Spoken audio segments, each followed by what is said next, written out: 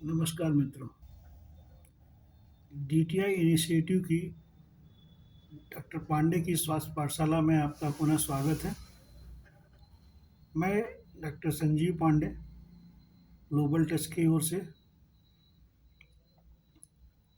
आज फिर आपके सामने आया हूँ और पिछले एपिसोड में, कल के एपिसोड में हमने बताया था कि हम लोग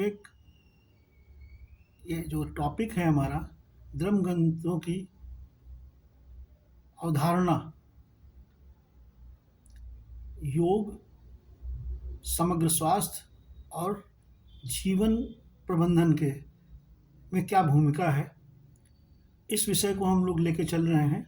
इसमें हम लोगों ने सबसे पहले रामायण, राम की कथा, उसको चुना है। आगे आने वाले समय में हम और धर्मों की जो पुस्तकें हैं, जो ग्रंथ हैं,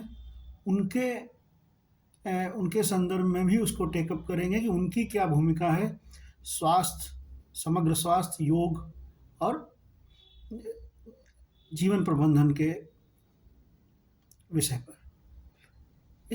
इस राम के विषय की गाथा जो है वो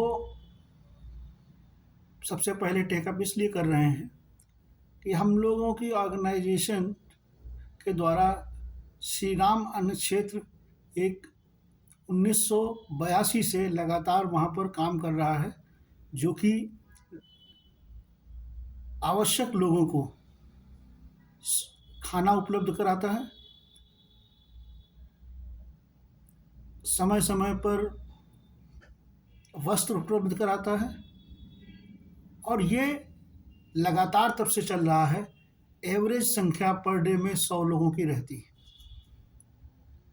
और ये जो है ये लोगों के दान से, श्रद्धालु लोगों के दान से चल रही है। और हमारा जो ये स्थान है ये राम जन्मभूमि से 600 मीटर पे है केवल, तो स्पेस हमारे पास अवेलेबल है। तो इसलिए हम लोग ने निर्णय लिया कि 23 और 24 फरवरी 2023 को हम लोग एक 2 दिवसीय एक सम्मेलन करेंगे, और उस सम्मेलन में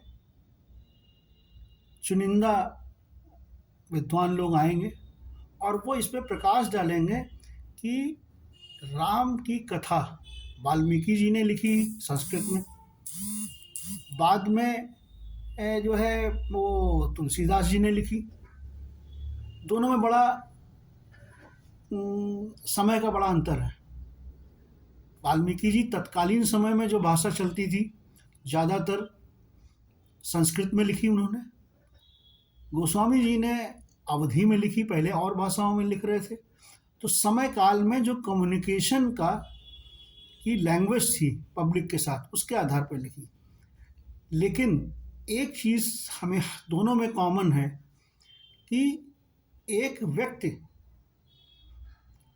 कैसे अपने जीवन में स्वस्थ रह सकता है, जीवन की मर्यादाएं रख सकता है, परिवार की मर्यादाएं रख सकता है, और उसको लोगों के सामने एक उदाहरण के रूप में प्रस्तुत करता है कि जो हमारे जीवन काल में काम, क्रोध, लोभ, मोह, इन सब चीज़ों की नेचुरल इंस्टिंक्ट हैं हर मनुष्य के जीवन में, किसी भी धर्म का हो।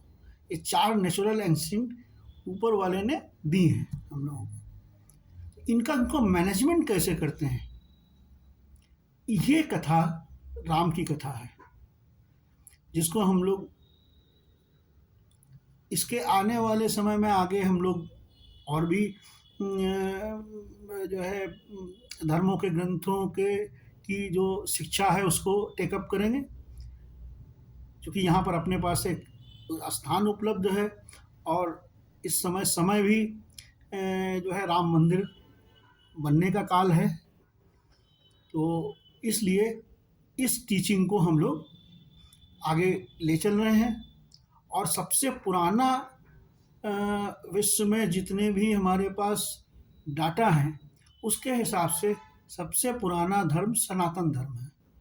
वहीं से सारी चीज़ें निकली हैं और सनातन धर्म को जिन लोगों ने टेकअप किया वो या उसके अंश को उदाहरण के तौर लिया, अलग अलग धर्म भी बने। उसके बाद कुछ लोग सनातन धर्म के साथ चले, कुछ लोग नया जो धर्म इस्टेब्लिश किया लोगों ने उनके साथ चले।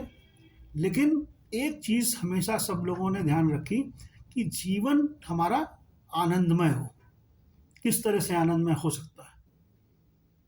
ये उद्देश्य केवल एक है कि जीवन का आनंद हमें किस तरह से प्राप्त होगा इस पृथ्वी लोक पे, क्योंकि पृथ्वी लोक में जीवन बहुत ही तरह तरह की उसको कठिनाइयाँ झेलनी पड़ती हैं, सामना करना पड़ता है और उसके उत्तर भी निकालता है। तो ऐसे महापुरुष हम लोगों के बीच हुए हैं जिनकी कथाएं ऋषि मुनियों ने लिखी कि कैसे उन्होंने मैनेज किया। तो इस विषय में आगे हम लोग कल चर्चा करेंगे और आज के लिए भी इतना है। धन्यवाद। नीचे व्हाट्सएप नंबर दिया हुआ है, इस पर आप अपने कमेंट्स ज़रूर लिखें, क्वेश्चन पूछें, हम कोशिश करेंगे उसको जवाब देने की। धन्यवाद।